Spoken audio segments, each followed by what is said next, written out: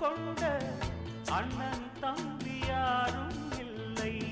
தன்னை போல என்னை எண்ணும் நீயும் நானும் ஓர் தாய் பிள்ளை.